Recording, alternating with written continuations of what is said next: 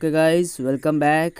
आज हम आपके लिए लेके आए हैं 100 मार्क्स हिंदी का फर्स्ट चैप्टर बातचीत, जो लिखा हुआ है बालकृष्ण भट्ट द्वारा। आइए चलते हैं लेखक के बारे में कुछ बातें, और इनको आप नोट कर सकते हैं। लेखक का नाम बालकृष्ण भट्ट है। इनका जन्म 23 जून 1844 को हुआ था, और मृत्यु आप स्क्रीन में देख रहे हैं 20 जुलाई 1914 को। और माई का नाम पार्वती देवी। पिता बेनी प्रसाद भट्ट है, और जन्म स्थान इसका जो निवास स्थान है वो इलाहाबाद, जो पड़ता है उत्तर प्रदेश में। दोस्त, यहाँ पे सबसे बड़ी बात तो ये देखनी है आपको कि इनका जन्म कब हुआ था, और इसका निवास स्थान को देखना है। ज़रूरी आपके लिए ऑब्जेक्टिव वहाँ से संभावनाएं हो सकती है, निवास स्थान से, और इनके जो मतलब निवास स्थान से आपको देखना है। और इनका जो रचना है, रचना की बात कर लें तो इनकी रचना मुख्य रूप से 3 प्रकार से यहाँ दी गई है। उपन्यास भी लिखते थे, और ये नाटक भी लिखते थे, और ये निबंध भी लिखते थे। तो उपन्यास में किन किन उपन्यास को लिखा है आपको गौर से देखना चाहिए। उपन्यास की बात करें तो इन्होंने रहस्य कथा, नूतन ब्रह्मचारी, गुप्त बैरी, ये सब उपन्यास लिखे हैं। नाटक की बात करें तो पद्मावती, शिशुपाल वध, बाल विवाह, चंद्रसेन, ये सब इनके नाटक हैं। और निबंध की बात करें तो भट्ट निबंध माला नाम से 2 खंडों में एक संग्रह प्रकाशित है। आप इनको फिर से समझ लें कि भट्ट निबंध माला नाम से 2 खंडों में एक संग्रह प्रकाशित है, यानी कि भट्ट निबंध माला बालकृष्ण भट्ट के द्वारा लिखा गया निबंध का एक निचोड़ है, एक कलेक्शन है, एक संग्रह है। ओके गाइज, लेखक के बारे में आपको इसलिए जानना चाहिए क्योंकि लेखक के बारे में अगर आप नहीं जानते हैं तो फिर प्रॉब्लम क्रिएट होगा आपको एग्ज़ाम में ऑब्जेक्टिव को सॉल्व करने में। इसलिए आपको लेखक के बारे में अच्छी तरीके से जान लेना चाहिए, क्योंकि लेखक से ही आपके लगभग सवाल ऑब्जेक्टिव में आते हैं। आप उपन्यास में फिर से स्क्रीन आपको मैं अंडरलाइन कर देता हूँ कि उपन्यास में क्या क्या है देख सकते हैं। और गुप्त बैरी होता है, मैंने ठीक से कर दिया, गुप्त बैरी। और नाटक के रूप में बात करें तो पद्मावती, शिशुपाल वध, बाल विवाह, चंद्रसेन।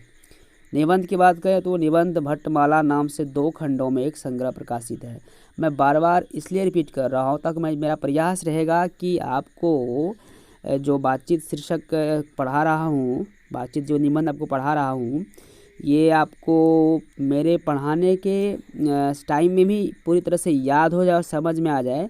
क्योंकि हम जानते हैं कि आप सब स्टूडेंट्स के पास टाइम काफ़ी कम होगा, एग्ज़ाम सर पे है, और मेरा प्रयास हमेशा रहता है कि मैं आपको क्लास टाइम में ही बहुत सारी बातें याद करवा दूं, आपके माइंड में मेकअप करवा दूं। आपके जो सबकॉन्शियस माइंड है उसमें हमारी सारी बातें चला जाए, और जब किसी बातों को बार बार इंसान सुनता है ऑटोमेटिकली वह बात उनके सबकॉन्शियस माइंड में चला जाता है। और मैं देख रहा हूँ निबंध में मैं बार बार इसलिए अंडरलाइन कर रहा हूँ क्योंकि निबंध इनका जो है वो भट्ट निबंध माला के नाम से 2 खंडों में 2 सेक्शन में एक कलेक्शन, एक संग्रह के रूप में प्रकाशित है। आप इनको ठीक से देखें, है ना, ये बहुत ज़रूरी है आपके लिए। और मैं प्रयास करता हूँ कि क्लास में ही आपकी सारी तैयारी हो जाए, और आपको अलग से फिर से इसको पीछे मेहनत नहीं करना पड़े। बट आपको नोट्स बनना चाहिए, क्योंकि आपकी कॉपी एक होनी चाहिए, और कॉपी में मिशन 2021 लिखिए, और उसके बाद हर चैप्टर बाय चैप्टर आप जो है अपना प्रिपरेशन करते रहिए। ओके गाइज, तो यहाँ पर आपको विशेष रूप से इस चैनल के ज़रिए जो तैयारी करवाई जाएगी वो 100 मार्क्स इंग्लिश और 100 मार्क्स हिंदी की कंप्लीट तैयारी मैंने टारगेट लिया है, मिशन लिया है।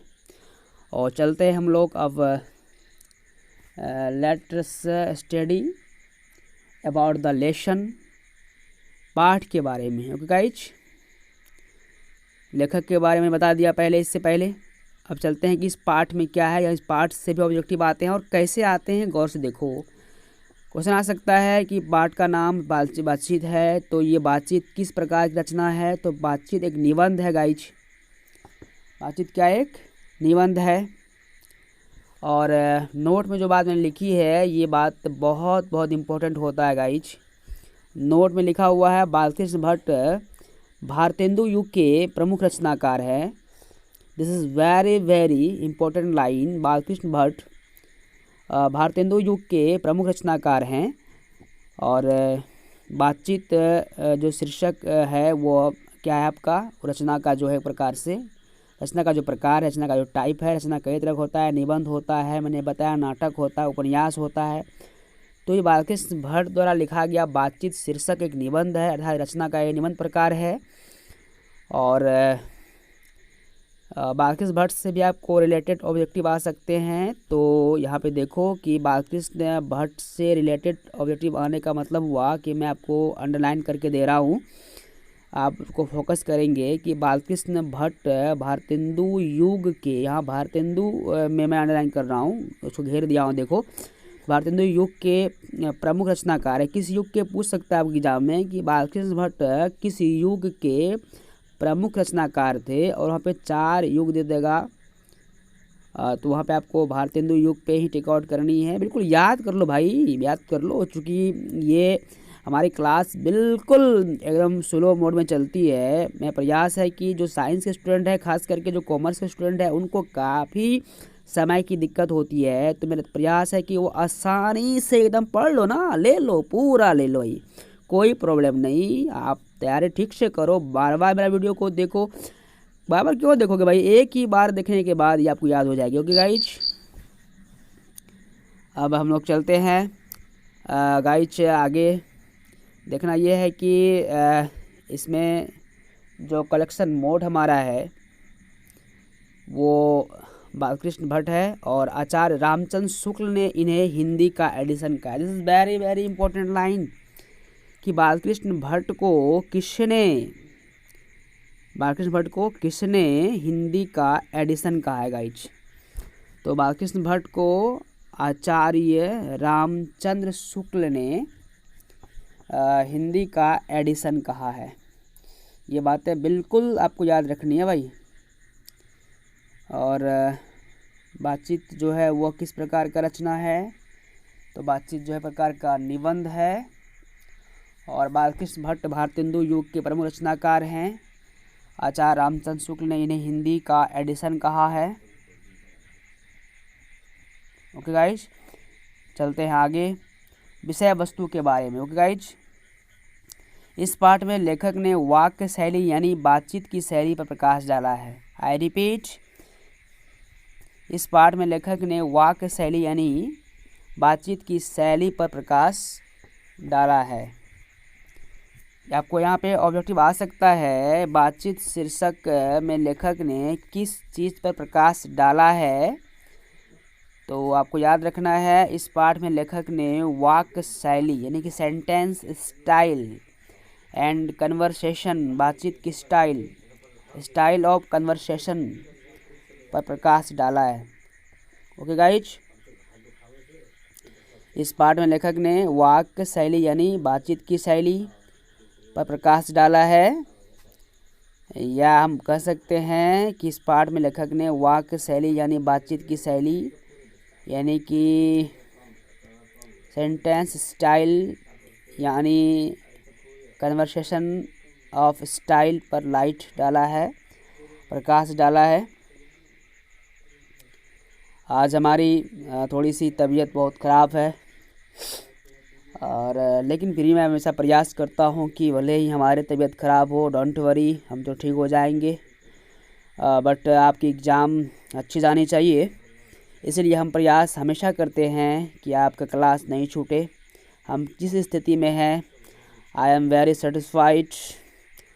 This is our own problem and I can solve my problem, and I hope that you will level best। आप अच्छा ही करोगे, और हमारा प्रयास हमेशा रहता है कि आपका टाइम बिल्कुल कीमती है, और आपके लिए मैं हमेशा प्रयास करता हूँ गाइज। और मैं इस चैनल के ज़रिए, सरगम टीचिंग पॉइंट के ज़रिए मैं हमेशा प्रयास करूँगा कि जो मैंने टारगेट लिया है 100 डेज में आपके 100 मार्क्स इंग्लिश और हिंदी की कंप्लीट तैयारी कराने की जो बीड़ा उठाई है वो बिल्कुल कंप्लीट करा दूंगा। डोंट वरी, आप बिल्कुल हमारे सारे क्लास अटेंड करते रहें। चलते हैं आगे, come to the next slide और शुरू करते हैं चैप्टर को। वाक शक्ति ईश्वर के द्वारा प्रदान की गई शक्तियों में एक है। वाक शक्ति ईश्वर के द्वारा प्रदान की गई शक्तियों में एक है। यह मनुष्य के लिए वरदान है भाई, यह मनुष्य के लिए वरदान है। रॉबिन्सन क्रूसो ने वर्षों तक होगा भाई, वर्षों तक मनुष्य का चेहरा नहीं देखा। रॉबिन्सन क्रूसो ने वर्षों तक मनुष्य का चेहरा नहीं देखा। 16 वर्ष के पश्चात, मतलब होता है बाद, 16 वर्ष के पश्चात उसने फ्राइडे के मुंह से एक बात सुनी। रॉबिन्सन क्रूसो बहुत महान व्यक्ति थे और उन्होंने वर्षों तक, कई वर्षों तक मनुष्य का चेहरा नहीं देखा भाई साहब। और 16 वर्ष के पश्चात मतलब बाद उसने फ्राइडे, एक बहुत बड़े व्यक्ति थे फ्राइडे के मुंह से एक बात सुनी। क्या सुनी? फ्राइडे के मुंह से रॉबिन्सन क्रूसो ने यह सुनी कि बातचीत के संबंध में एडिसन का मत है कि, यानी कि बातचीत के बारे में एडिसन जो काफ़ी बड़े हिंदी साहित्य के महान सेंटेंस स्पीकर थे और बहुत बड़े गिने चुने निबंधकार भी थे, एडिसन, जॉन एडिसन इसका फुल नाम भाई। तो बातचीत के संबंध में एडिसन का यह मत है कि असल बातचीत केवल 2 व्यक्तियों में हो सकती है। क्या? जो रियल कन्वर्सेशन है, जो एक्चुअली जो कन्वर्सेशन है वह 2 व्यक्तियों के बीच ही हो सकती है। जब भी 2 से ज़्यादा व्यक्ति आपस में बातचीत करता है तो वह बातचीत जो है बातचीत नहीं कहलाती, वह रमोवल कहलाती है। जब 2 से अधिक व्यक्ति जब कोई बात आपस में करता है तो वह बातचीत नहीं कहलाता, वो बातचीत का जो अंश नहीं हो सकता, वो बातचीत का एक्सट्रैक्ट नहीं होगा, बल्कि वह रमोवल कहलाएगा। क्योंकि 2 से ज़्यादा व्यक्ति जब भी आपस में बात करेगी तो बात जो है कई कानों तक चला जाएगा। इसलिए बात अगर प्राइवेसी रखनी है या बातचीत जो सही रूप से बातचीत होता है, जो ट्रू आर्ट ऑफ कन्वर्सेशन है, जो बातचीत करने की कला है, इसे हम आर्ट ऑफ कन्वर्सेशन कहते हैं। असल में यह बातचीत सिर्फ और सिर्फ 2 व्यक्तियों में हो सकती है। ओके गाइज, देखिए मैं इतना डीपली आपको वीडियो को पॉज करके इसलिए समझा रहा हूँ चूँकि मेरा ये प्रयास हमेशा रहेगा कि इस चैप्टर को पढ़ने के बाद ना ही आपके सारे ऑब्जेक्टिव बनेंगे, बल्कि listen to me carefully guys, बल्कि सारे सब्जेक्टिव भी आप चाहें तो खुद से बना सकते हैं। इस पार्ट के आने वाले कोई भी long type question, short type question को खुद से सॉल्व कर सकते हैं। और आप 12th के स्टूडेंट्स हैं तो आपको इतनी तो आना ही चाहिए। इसलिए मैं बार बार इसको रिपीट कर रहा हूँ गाइज, आप इन पर ध्यान दें और बिल्कुल ये नहीं कि पढ़ते पढ़ते सो जाना है गाइज। बिल्कुल सावधान होकर के इसे पढ़ें और हमारे लेक्चर को बिल्कुल सुनें और आप इस चैप्टर को इतना ज़्यादा मात्रा में समझें, इतना ज़्यादा इस चैप्टर को देखें कि बिल्कुल चैप्टर जब भी आप फ्री होते हो, खा रहे हो, कोई बात नहीं भाई, हेडफोन लगाओ और चैप्टर को सुनना शुरू कर दो। ओके गाइज, तो हम लोग अब आगे बढ़ने वाले हैं। आते हैं अगली स्लाइड पे, come to the next slide. Okay guys, come to the next slide जाने वाले हम लोग। और थोड़ी सी सेटिंग हमारी सही नहीं जा रही है, थोड़ी सी पीछे मैं आ गया हूँ। बातचीत के संबंध में मैंने बता के रखा हुआ है कि एडिसन का यह मत है कि असल बातचीत 2 व्यक्तियों में हो सकती है। और डोंट वरी, सेटिंग हो रहा है हमारा और हम लोग आगे चलेंगे। अब इसके बाद तो आपको बिल्कुल चिंता नहीं करना है गाइड्स, लगातार जुड़े रहिए हमारे साथ और अपनी कंप्लीट 100 मार्क्स इंग्लिश और हिंदी की तैयारी कर सकते हैं। डोंट वरी, मैं ग्रामर सेक्शन भी लेके आऊँगा, चिंता मत करो। आपका मुझे पूरा ख्याल है, मैं पूरी सिलेबस आपका बिहार बोर्ड का देख चुका हूँ। अकॉर्डिंग टू सिलेबस आपकी तैयारी होगी ज़बरदस्त, मज़ा आ जाएगा माशाल्लाह, ज़बरदस्त तैयारी आपकी होने वाली। Okay, don't worry. और तो फिर चलते हम लोग आगे।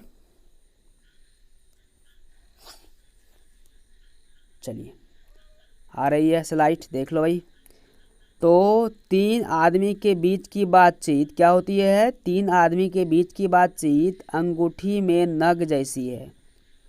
देखो भाई, समझना पड़ेगा, हिंदी है, हिंदी क्या बोल रहा है भाई,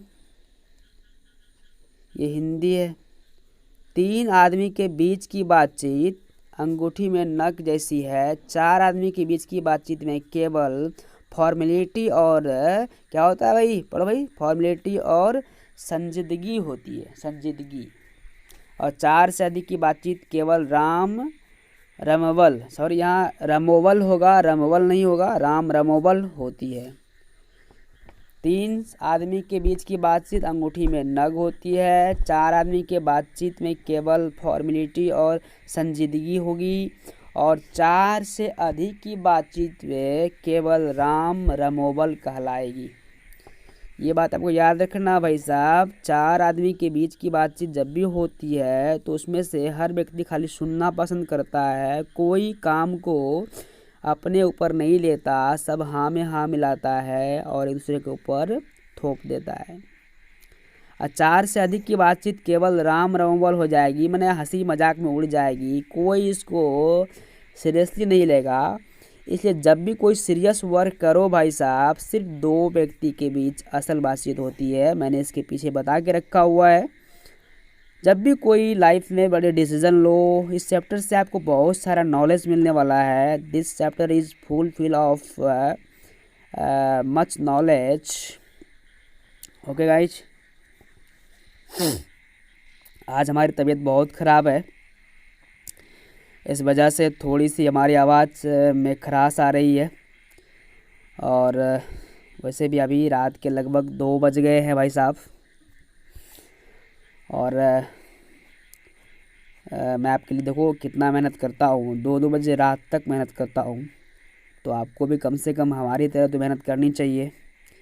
क्योंकि आप क्लास आपका 2 दिन से बाधित रहा, तो आखिर मैंने कहा कि हर एक चैप्टर को मैं 2 दिन में ख़त्म करूँगा, हर एक चैप्टर को। तो उस वादे के मुताबिक तो मुझे भाई करना ही पड़ेगा। आपकी ड्यूटी है कि आप कितना अच्छा मेहनत करते हैं, ये तो माशाल्लाह गॉड देख रहा है।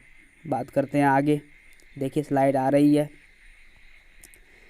2 बूढ़ों के बीच की बातचीत में क्या होती है? ज़माने की शिकायत होती है भाई। जब भी 2 बूढ़े बातचीत करेगा, मैंने बहुत ही प्यार से लाइन को डिज़ाइन किया भाई। 2 बूढ़ों के बीच की बातचीत में ज़माने की शिकायत होती है। जब भी 2 बूढ़े बात करेंगे तो ऐसा ही होगा। नौजवानों के बीच शेक्सपियर, मिल्टन और स्पेंसर की बात होती है, क्योंकि नौजवान लोग इनको बहुत ज़्यादा पसंद करता है भाई, लाइक करता है। किसको? शेक्सपियर को, मिल्टन को और स्पेंसर को। ये लोग बहुत चापलूसी से बात करते हैं। This is very very important person भाई साहब। कौन? शेक्सपियर, मिल्टन और स्पेन। नौजवान इन्हें काफ़ी लाइक करता है, चूज करता है। और बूढ़ियों की जो बीच की बातचीत होती है, पता है ना आपको क्या होता है? बहू या बेटों का गिला शिकवा होता है ना। मैंने बहुत मेहनत किया है इसमें आपको डिज़ाइन करने में। आपको बिल्कुल चैप्टर की संपूर्ण, मैंने कहा ना, परफेक्ट कंप्लीट नॉलेज मिलेगा आपको इस चैप्टर की। बिल्कुल कंप्लीट नॉलेज मिलेगा आपको इस चैप्टर की। शेक्सपियर, मिल्टन, जो स्पेंसर है, इनको तो नौजवान हम लोग पसंद करते हैं। अब बूढ़े को क्या पता शेक्सपियर, मिल्टन, स्पेंसर क्या होता है। तो बूढ़े तो भाई वर्तमान परिस्थिति की गिला शिकवा करेगा ही करेगा, गिला शिकवा करेगा। अब बुढ़िया लोग क्या होता है भाई साहब? बुढ़िया लोग जो है बहू और बेटे का गिला शिकवा करता है, क्योंकि वो अपना अधिकार को लेके थोड़ा सा बहुत चिंतित रहती है, उनका अधिकार ख़त्म हो जाता है ना। और हम चुनी डिग्री निषद का मतलब है हमारे जैसा कोई नहीं। ये सभी लोग, दो बूढ़े बात करेगा, नौजवान बात करेगा, बुढ़िया बात करेगा, ये सबका सेंस वही है कि हम चुनी दिगरे निषद। ओके, हम चुनी दिगरे निषद, ये सबके मन में होता है, हम नौजवान के मन में भी होता है। ये मैंने उर्दू लैंग्वेज लिया है भाई साहब। हम चुनी दिगरे निषद का मतलब है हमारे जैसा कोई नहीं। ये सबके दिमाग में होता है और बात भी सही है भाई। आपके तरह कोई नहीं हो सकता और हमारे तरह भी कोई नहीं हो सकता। दुनिया के सारे बंदे को गॉड ने अलग अलग डिज़ाइन में तैयार किया है। किसी को आटा का मिल पे, किसी को मकई का मिल पे, है ना गाइज। तो हम चुनी दिगरे निषद का मतलब आपको याद रखना, मुहावरे में काम आ सकते हैं, लोकोक्ति में काम आ सकता है। हम चुनी दिगरे निषद का मतलब है हमारे जैसा कोई नहीं, है ना। और भाई साहब, मुझे किसी स्टूडेंट ने पूछा था कि सर आपकी डिग्री क्या है तो हमारी डिग्री जान के क्या करोगे भाई, ये बताओ कि मैं पढ़ाता कैसा, अच्छा लगता है कि नहीं, बता दो। कमेंट करना भाई साहब, हमको व्हाट्सअप करना, वॉइस मैसेज भेजना या लिख के भेजना। कि चलते हैं आगे, come to the next slide. Europe के लोगों में, यानी कि वेस्टर्न सिविलाइजेशन, याद करो फर्स्ट चैप्टर इंग्लिश। यूरोप के लोगों में आर्ट ऑफ कन्वर्सेशन है। क्या है भाई? बातचीत की कला, आर्ट ऑफ कन्वर्सेशन है। किसमें?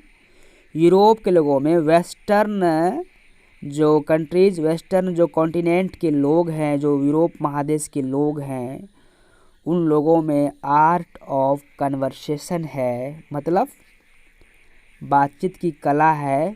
पश्चिमी सभ्यता, वेस्टर्न सिविलाइजेशन के लोगों में, इसमें भी काफ़ी प्रवीण है।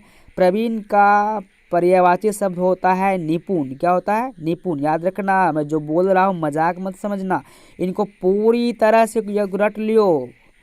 और वे इतनी चतुराई के साथ प्रसंग छोड़ते हैं, मतलब गप सप मारते हैं, जिससे कान को अत्यंत सुख मिलता है। इसे ही सुहृद गोष्ठी कहते हैं। आपको क्वेश्चन आ जाए एग्जाम में, सुहृद गोष्ठी किसे कहते हैं, तो यहाँ से बोल दियो। यूरोप के लोगों में आर्ट ऑफ कन्वर्सेशन है, इसमें प्रवीण होते हैं वे लोग, वे इतनी चतुराई के प्रसंग छोड़ते हैं कि जिसने कान को अत्यंत सुख मिलता है। इसे ही सुहृद गोष्ठी कहते हैं। सुहृद गोष्ठी का अर्थ यह है कि बात करने वालों की शिकायत या पंडिताई में कहीं भी कोई छल या कपट, अभिमान नहीं हो। ओके गाइस, अभिमान ना हो। सुहृद गोष्ठी का मतलब है कि बात करने वालों की लियाकत या पंडिताई में कहीं भी कोई छल कपट या अभिमान ना हो। और मनोवृत्ति का मतलब है मन के साथ बातचीत। एक ऐसा आईना है जो हमें नए नए रंग दिखाती है। मनोवृत्ति का मतलब है मन के साथ बातचीत। यह एक ऐसा आईना है जो हमें नए नए रंग दिखाती है। Thank you guys, thank you for watching this video. Thank you, have a nice day.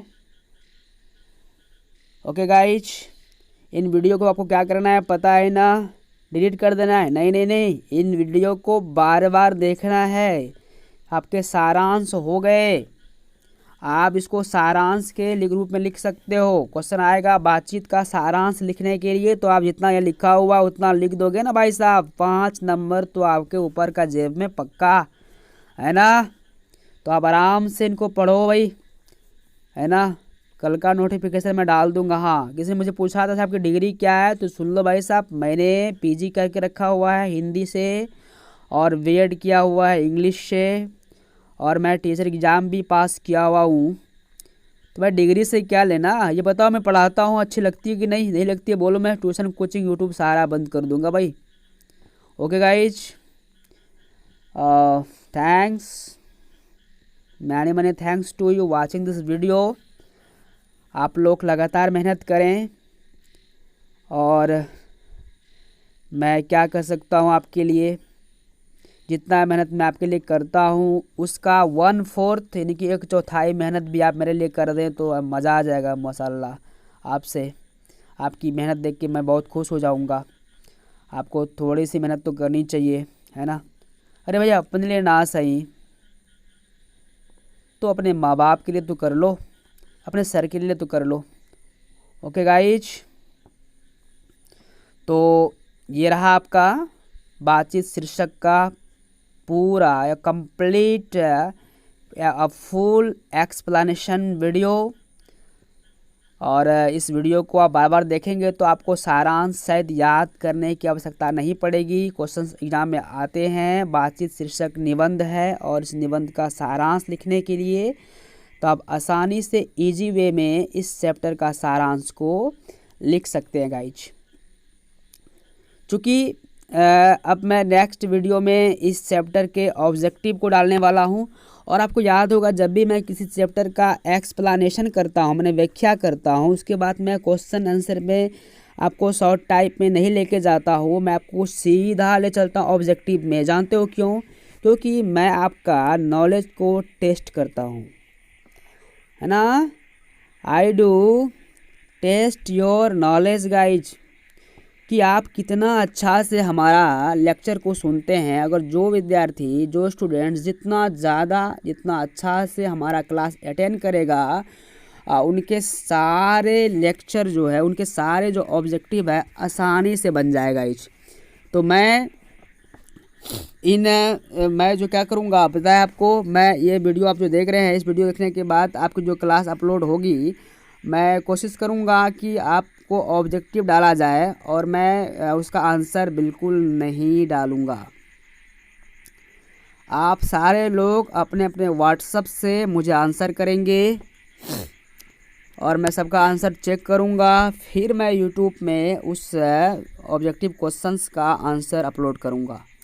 मैं देखना चाहता हूँ कि कितने स्टूडेंट्स हमारे इस लेक्चर को अच्छा से सुना, और आप अच्छा सुनेंगे तो इंशाल्लाह कि सारे ऑब्जेक्टिव आपके सही होंगे, और आप ठीक से नहीं सुनेंगे तो फिर गलत जाएगी। और ऑब्जेक्टिव में एक बार जो गलत हो गया तो हो गया भाई साहब। पेन की बात वहाँ नहीं होती है, ओमार की बात होती है, ओमार की, पता है ना। ओके गाइज, हम लोग अब आने ही वाले हैं और हमारा ये वीडियो आज का समाप्त होने के कगार में है। अब फिर मिलेंगे हम लोग कल रात, लगभग 2:35 हो चुका है और काफ़ी नींद लग रही है मुझे, क्योंकि मुझे सुबह जगना भी है, सुबह क्लास है। ओके गाइज, प्लीज़ वेट, और फिर मिलेंगे कल। Okay, thank you. एंड भाई साहब अपने फ्रेंड को बोल दो कि जिनको अगर 100 मार्क्स इंग्लिश और हिंदी की कंप्लीट तैयारी करवानी है वो हमारे चैनल को सब्सक्राइब करें। मेरा चैनल का नाम सरगम टीचिंग पॉइंट है और वहाँ पर सारे वीडियो हमारे मिल जाएंगे। Okay guys.